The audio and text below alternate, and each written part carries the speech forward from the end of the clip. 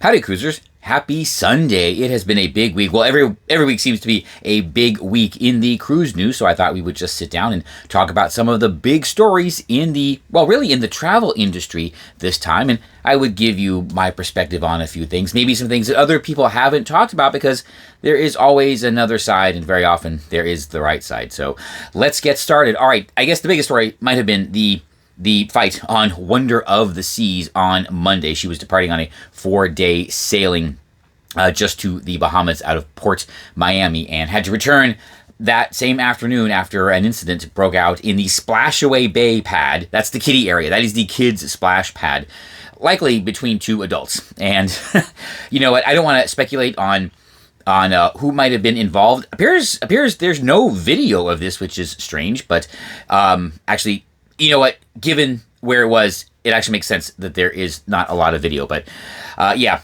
perhaps some parents who are, well, excusing their kids' bad behavior because they're just kids. No, parents, control your kids, please. However, this actually maybe dovetails a little bit into a video I made maybe about a week ago, talking about how I think the cruise lines have a opportunity to do something to present themselves as a safe vacation option, safe from the turmoils that are happening on land and probably will be for the foreseeable future. People do want to be able to get away from, you know, the drama of everything that is going on, and I think cruising has a unique opportunity because it is isolated, because you can isolate yourself to provide that experience. This doesn't really go along with that. But what if the cruise lines maybe engaged with the government at some level, you know, the federal government, the Florida government, or whatever, and came up with a program similar to the federal air marshal program. For anybody who's not aware of this, it's just a program run by the Department of Homeland Security that places federal agents on random flights as part of one of the levels of security that they hope to achieve. They're not announced. The airline very often doesn't know that they're on board until the very last second. Yes, they are. Actually, you know what? Are they armed anymore? Somebody let everybody know in the comments below. I think that might have changed, but either way. So there are federal air marshals on random flights. Well, what if the cruise lines did something similar, but maybe not random flights? Maybe they actually made not a huge deal, but made it obvious that there is some kind of law enforcement present on the ship, some sort of law enforcement from either the federal government or the Florida government. And if they wanted to get cheeky about it, they could call it something like GTFO. Yes, the Guest Targeted Federal Officer Program, or Florida Officer Program. Make it known that they are, or very well could be, on board, and everybody best be on their best behavior. They could do seminars, like they could give the port safety talk. They could do self-defense classes. I think that would be very good. I would love to see firearms training on board, but I think that might be asking a little bit too much. So that is something the cruise lines could do. It looks good, right? If they play it right, and just kind of gives everybody a sense that yes, you know, there is law enforcement on board, and if you F around, you are going to be gotten out, and they are going to be charged. No, by the way, the combatants in this case, apparently they have agreed not to press charges against each other, but absolutely, Royal Caribbean should demand that charges be brought. And in fact, I think they should be sued for the cost of the diversion back to Miami. Yes, 100%, absolutely. They caused it, right? And they also owe the other passengers. No, not really. So there you go. Wonder of the Seas, the fight on Wonder of the Seas. Okay, the second one is there has been some analysts' chatter this week, from the investor side about the performance of the cruise line stocks. And if you've seen the articles, I think the one floating around is cruise line stocks fall amid concerns over promotional activity slowing. Oh, that's me. Over promotional activity. Apparently, some of the investors or the analysts are getting worried about the future of the cruise lines because they're seeing additional promotional activity as a way to make up for the slowdown in bookings. And yes, the rate of increase has slowed each of the last 3 years, but the other set of analysts say that it's merely returning to normal pre-thing booking. So I'm not worried. Nobody's going out of business. All of the cruise line stocks are well above their lows during the start of the thing. So they're not really going out of business. But what I want to know is, are people seeing these promotions? Because I really haven't been. In fact, the only thing I've seen recently is the new Holland America promotion with QVC, but everything else seems to be pretty, pretty normal. Although, if this is the case, maybe we could start to see some reduction in fares, or I would be interested to see in what cruise lines, instead of reducing fares, what cruise lines promote enhanced service. Over the last few years, it's been, cut after cut after cut. I think some cruise lines, maybe Norwegian, this is kind of their thing, is going to try and play up the increase in service that they're going to offer. And they are actually doing that by the improvements they're making to Great Stirrup Cay. But that's they have two ways to go. They can either reduce fares or, increase, the benefits that you get from the fare. So who thinks who's going to do what? Let everyone know in the comments below after you subscribe, right? So my next 3 sailings are already booked, and I haven't really thought too far into 2026. Other things are going on now, but don't worry, the vlogs will continue for the foreseeable future. So yes, promotional activity. Are you seeing it? Are you worried? Does this make you scared? Well, are you booking any of the promos? Let everyone know. All right, the Tradegy in Juneau on the Mount Robert Trail. Yes, so this in Juneau, Alaska, and this is the one with the gondola. One guest, apparently the cruise line hasn't been released yet, lost their life. They fell off the trail, and apparently they fell off the part of the trail that goes from the town up to the peak of Mount Roberts, where the cable car lets you off. So they decided to, I don't know if they decided to do the hike because they wanted to do the hike or they wanted to skip the fare. It is a fairly long hike, but it is definitely doable in a day. There's actually 3 sections to that trail.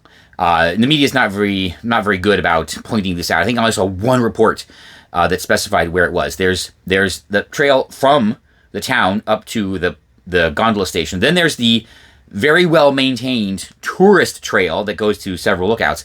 But then the trail does continue along the ridgeline where it becomes unmaintained, which theoretically is where you get the best views. But that's for the expert hikers only.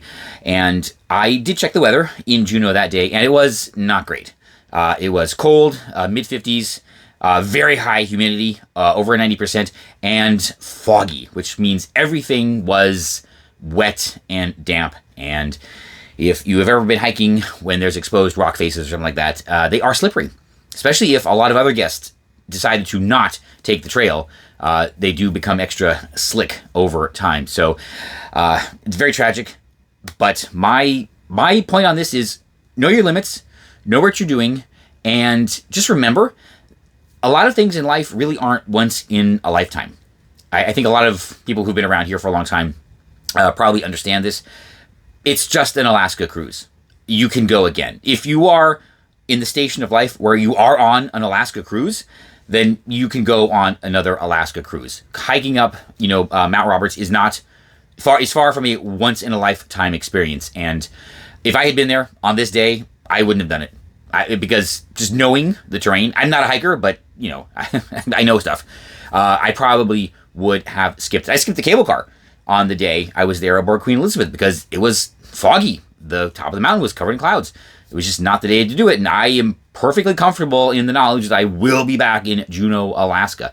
And I just hope that these 2 gentlemen did not think that this was a once-in-a-lifetime experience and decided to risk their lives, apparently, hiking up the mountain when they could have just gone back at a later time and done it on a much better and safer day. So my warning is know the surroundings, know your skills, and realize that things like that, it's not a once-in-a-lifetime thing.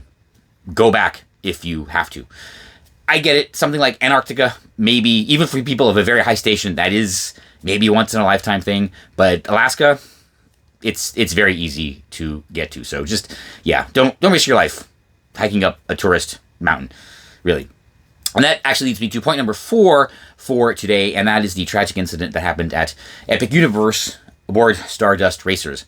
Earlier this week, a guest returned from the ride unresponsive and later died in hospital. The initial reports say he died of multiple blunt force injuries. However, it was recently, maybe just yesterday, revealed that he boarded the train with a pre-existing spinal condition, something that is not recommended to do. It's up on all the warning signs, so we can't really speculate on why he did it or whether he thought he would be okay, or we don't even know if he had ridden other rides at any of the Orlando parks. But it does look like an instance of a guest boarding the train, ignoring the warnings, and this is the consequence, which is why always read the signs, always know your limits.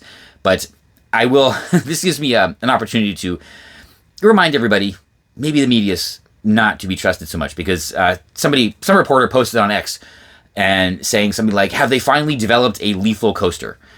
That is absolutely absurd. All of the rides at all these parks are perfectly safe for responsible guests that know their limits and choose to stay within not only their limits, but the limit of the attraction itself. There's a huge difference between riding Haunted Mansion and riding any kind of high thrill roller coaster. You do have to be in good health. You do have to have sufficient mobility, and you do have to be aware of your existing conditions and not put yourself in danger. And a lot of people don't like to hear that. A lot of people don't like to hear that, people might have made the wrong choice. But this particular case so far, it does look like that is the case. So, you know what? An amusement park, again, or a theme park in this case, is not a once in a lifetime experience, especially if you are not up for it. So, know what you can get into and just avoid the things that you probably shouldn't do. All right. Well, I don't know if this is going to become a Sunday thing. I don't know. I thought I would just see what the big news was, and we'll have a little chat about it. Maybe we'll do it in the future. Maybe we won't. I do not know. But if you were disappointed in Alaska because Mount Roberts was in the cloud cover and didn't ride the cable car, and you happen to be on the same cruise that I'm on, heading back to Mount Roberts, hopefully on a clear day in Juneau, I do hope to see you on board.